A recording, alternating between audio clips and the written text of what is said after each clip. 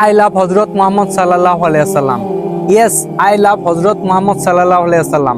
ইদানিং দেখতেছি যে ইন্ডিয়াতে আই লাভ হযরত মুহাম্মদ সাল্লাল্লাহু আলাইহি ওয়াসাল্লাম বলার কারণে আমাদের মুসলিম ভাইদেরকে হাজতে পাঠানো হচ্ছে, তাদেরকে গ্রেফতারের পরোয়ানা জারি করা হয়েছে।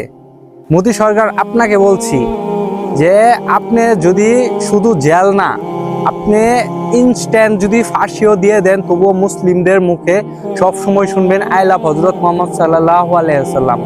ইয়েস, আপনার মতো একজন মোদী যে অতীতে ছিল একজন চা বিক্রেতা, আপনার কত বড় সাহস আপনি হযরত মুহাম্মদ সাল্লাল্লাহু আলাইহি ওয়াসাল্লামের নাম দমন করতে চান?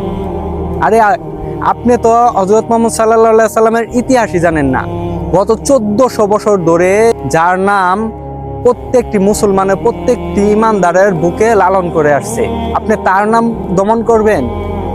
এত বড় পাওয়ার হয়ে গেছে আপনার চাইতে কত বড় বড় পাওয়ারফুল ব্যক্তিরাই এই কাজটি করতে ব্যর্থ হয়েছে।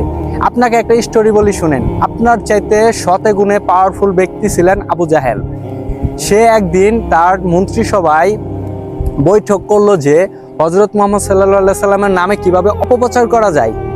অতঃপর তারা একটা সিদ্ধান্ত নিল যে সবার কাছে তারা প্রচার করবে যে হযরত মুহাম্মদ সাল্লাল্লাহু আলাইহি সাল্লাম পাগল, উনি জাদুকর, নাউজুবিল্লাহ।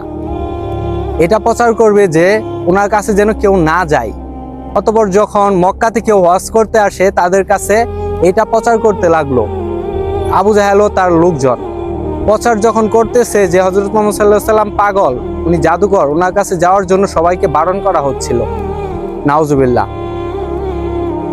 আমরা মানুষ কেমন জানেনি যে কোনো একটা জায়গায় যদি আপনাকে বারণ করা হয় কিংবা নিষেধ করা হয় যে এই কাজটা করিও না বা এখানে যাও না, ওই কাজটা কিন্তু করার জন্য আমাদের মনে একটা কিউরিওসিটি জাগে যে কি এমন জিনিস যে এখানে যাইতে বারণ করতেছে। অতঃপর তাদের মনের মধ্যে একটা কিউরিওসিটি জাগলো যে কে এমন ব্যক্তি যার কথা মক্কার অলিতে গলিতে প্রচার করা হচ্ছে যে উনি পাগল, এ কেমন পাগল যার কথা সবার মুখে মুখে।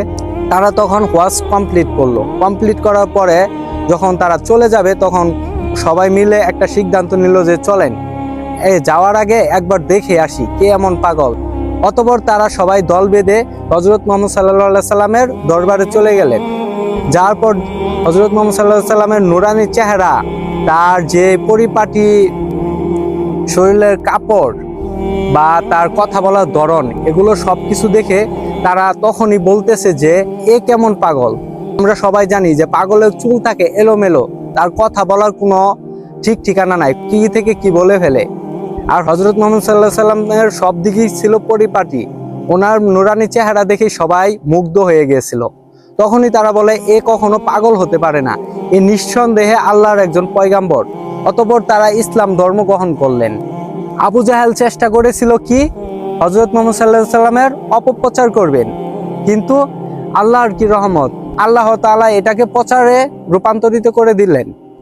আর আপনার মতো একজন সাধারণ মোদী যে অতীতে ছিল চা বিক্রেতা, আই লাভ হযরত মুহাম্মদ সাল্লাল্লাহু আলাইহি সাল্লামের নাম বলা থেকে বিরত রাখবে, এত ক্ষমতা হয়ে গেছে আপনার। আপনি যদি শুধু জেল না, ইনস্ট্যান্ট যদি ফাঁসিও দিয়ে দেন, তবুও প্রত্যেকটি মুসলমান, প্রত্যেকটি ইমানদার বলবে আই লাভ হযরত মুহাম্মদ সাল্লাল্লাহু আলাইহি সাল্লাম। ইয়েস, আই লাভ হযরত মুহাম্মদ সাল্লাল্লাহু আলাইহি সাল্লাম। এই বিষয়টা নিয়ে বেশি কথা বললে দেখতেছি যে তাদের আইডিতে ভিউ হচ্ছে না কিংবা ভিডিওতে ভিউ হচ্ছে না। আমি জানি আমার এই ভিডিওতেও ভিউ হবে না, এটাই বাস্তবতা। আমাদের আঞ্চলিক ভাষায় একটা উদাহরণ আছে যে রসুনের কুটকি নাকি একটাই, মানে রসুনের কুয়া কিন্তু থাকে অনেকগুলো, কুটকি কিন্তু একটাই। সেম এইটাও, এই ইহুদি নাসারারা কখনো চায় না যে ইসলামিক কোনো ভিডিও, ইসলামিক কোনো কিছু প্রচার হোক, এটা তারা সবসময় ডাউন করে রাখে। আমি জানি না আমার এই ভিডিওটা কয়জন দেখবে, কিন্তু যারা দেখবেন সবাই বলে যাবেন কমেন্টে আই লাভ হযরত মুহাম্মদ সাল্লাল্লাহু আলাইহি সাল্লাম। ইয়েস, আল্লাহ হাফেজ।